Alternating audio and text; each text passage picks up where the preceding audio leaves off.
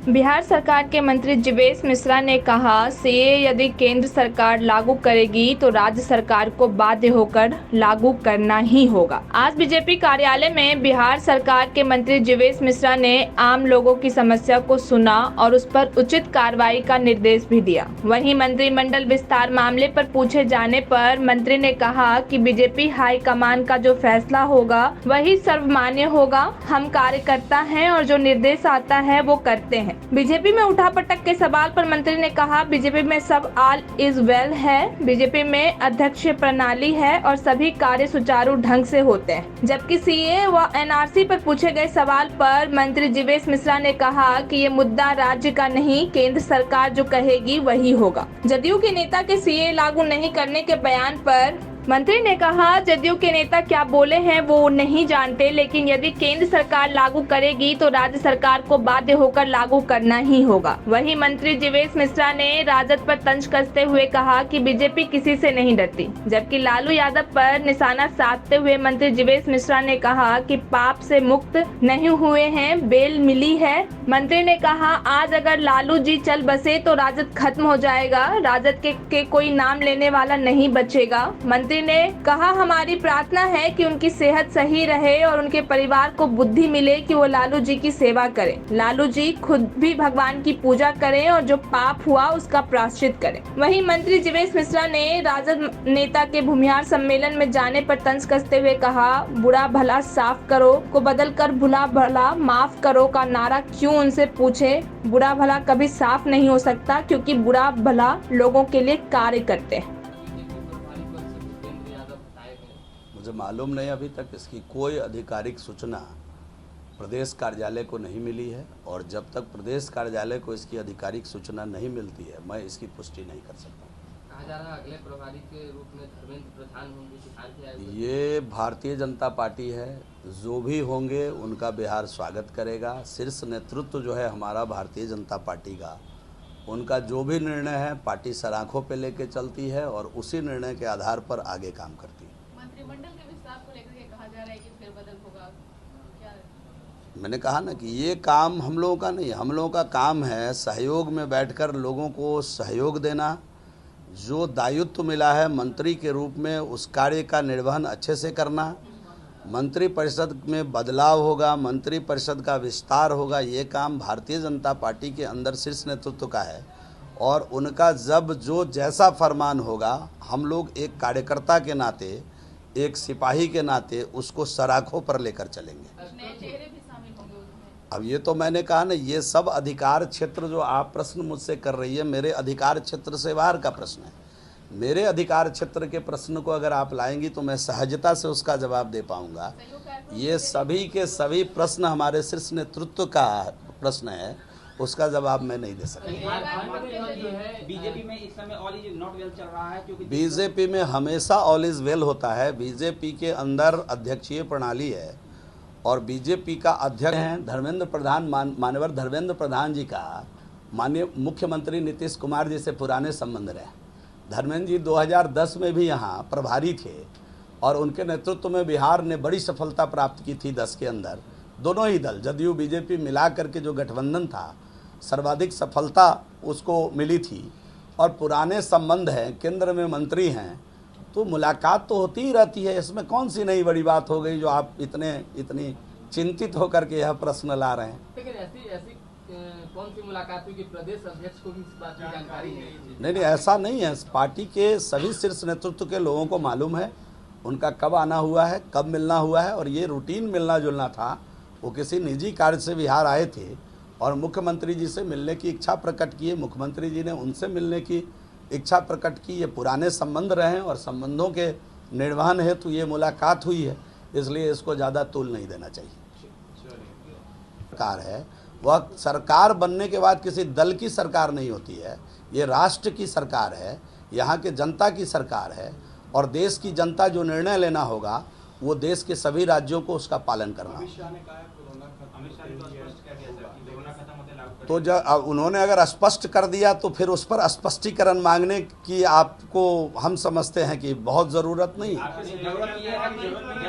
अब मेरे सहयोगी दल ने क्या कहा मुझे मालूम नहीं, लेकिन मुझे इतना मालूम है कि भारत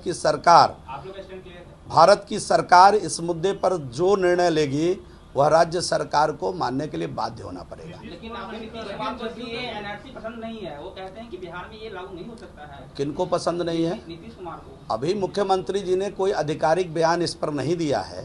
प्रशांत किशोर और मैं बार बार एक बात कह रहा हूं कि जब बिहार के अंदर, मैं पहले भी स्पष्ट किया कि बिहार के अंदर हम एनडीए की सरकार सहयोग से चला रहे हैं, गठबंधन की सरकार है, तो गठबंधन की सरकार के कुछ अपने मायने होते हैं और गठबंधन की सरकार में आम सहमति से ही सरकार को चलाई जाती है। तो बिहार की सरकार जो हम लोग गठबंधन में चला रहे हैं वो बिहार के हित में, बिहार के विकास के हित में ये सरकार चल रही है।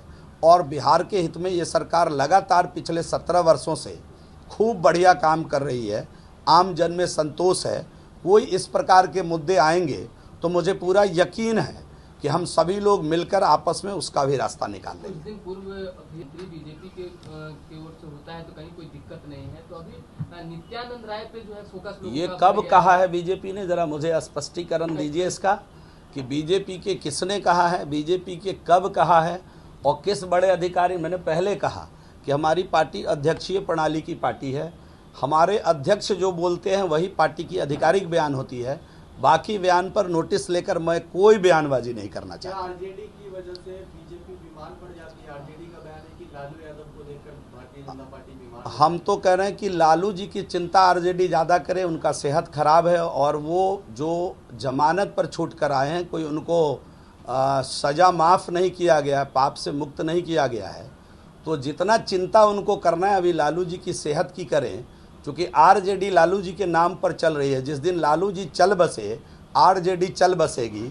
तो मुझे भी लालू जी की चिंता है। मानव होने के नाते बिहार के एक स्थापित नेता रहे हैं, 8 साल मुख्यमंत्री रहे हैं, 7 साल पत्नी को मुख्यमंत्री बनाकर बिहार को चलाने का काम किए हैं। मेरी बड़ी श्रद्धा है उनके प्रति। हम तो भगवान से यही प्रार्थना करेंगे कि उनका सेहत ठीक रहे और उनके पूरे परिवार को ईश्वर सद्बुद्धि दे कि जमानत से छूट कर आए हैं, उनके सेहत का ध्यान रखे, उनके सेहत का मुकम्मल व्यवस्था करे और बुढ़ापे में कम से कम पिता के सेवा करने का दायित्व का निर्वहन भी उनके लोग, उनके बच्चे करें। हम ये ईश्वर से प्रार्थना करेंगे और स्वयं लालू जी से भी प्रार्थना करेंगे कि आप ईश्वर की आराधना करिए, उनकी प्रार्थना करिए।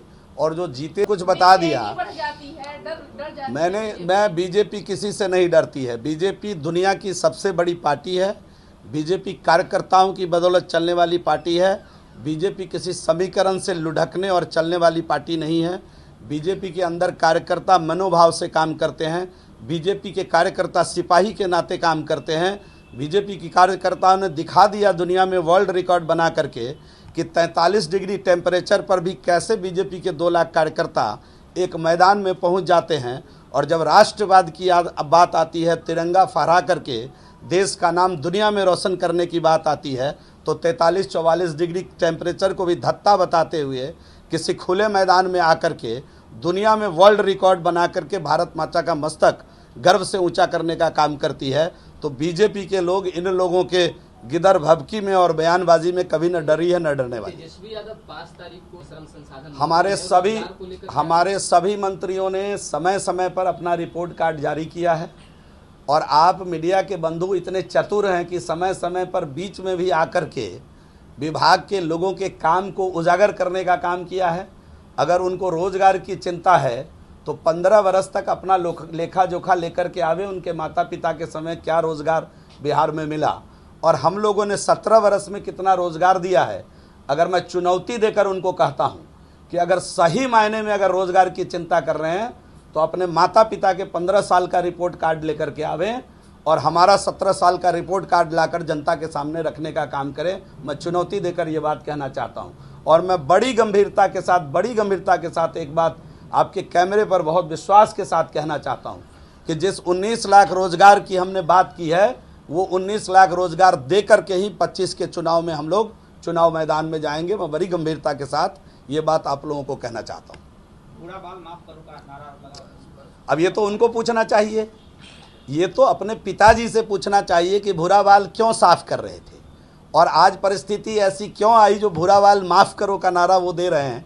ये तो उनको ये इस प्रश्न का जवाब और सवाल उनके घर में ही निहित है। लेकिन हम तो कहेंगे अभी उनके सेहत की चिंता करें।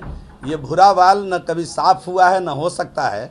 ये देश के लिए काम करने वाला रहा है, ये राष्ट्र के लिए काम करने वाला रहा है और देश के सभी जाति वर्ग के लोगों ने बिहार का विकास किया है। देश और बीजेपी का अध्यक्ष ही बीजेपी पार्टी का सर्वे सर्वा होता है। इसलिए ये शब्द जो आप लाए हैं बीजेपी के लिए बना ही नहीं है। बीजेपी में ऑलवेज ऑल इज वेल है, इसी फार्मूले पर बीजेपी चल रही है। झारखंड में कल जो है छापे पड़े IAS ऑफिसर हैं पूजा सिंघल, उनके यहाँ करोड़ों की संपत्ति मिली। जीतन राम मांझी आप लोगों के सहयोगी हैं, उनका कहना है, उनकी पार्टी के का कहना है कि यहाँ भी वैसे IAS ऑफिसर वो उनको मालूम है, वो भी बिहार के सम्मानित मुख्यमंत्री रह चुके हैं। उनके कार्यकाल में भी, उनके पूर्व के कार्यकाल में भी और वर्तमान में भी बिहार के अंदर सुशासन की सरकार चल रही है। और सुशासन की सरकार में आप सभी मित्रों को पता है कि देश के अंदर बड़े पैमाने पर इस प्रकार के भ्रष्ट अधिकारियों के खिलाफ कार्रवाई करना, छापेमारी करना बिहार में पहले से हो रहा है और ज़रूरत पड़ी है तो उनकी सब संपत्ति जब्त करना। ये माननीय मुख्यमंत्री जी के नेतृत्व में, माननीय उप मुख्यमंत्री जी के नेतृत्व में पहले से NDA की सरकार बिहार के अंदर कर रही है। इसलिए ये कोई नई बात उन्होंने नहीं कहा है और उन्होंने जो कहा है उस पर जरूर अमल किया जाए। NRC की जरूरत बिहार में है क्योंकि आपके अपने भी इस मुद्दे पे आपका साथ छोड़ रहे हैं। अब देखिए, ये मैंने कहा ना कि ये भी मुद्दा शीर्ष नेतृत्व का है। इसमें शीर्ष नेतृत्व का जैसा फरमान होगा, केंद्र की सरकार का ये मुद्दा है, ये मुद्दा बिहार का नहीं है, किसी राज्य सरकार का नहीं है। केंद्र की सरकार इस पर जो भी निर्णय लेगी वह भारत की सरकार है, भारत के जनता के द्वारा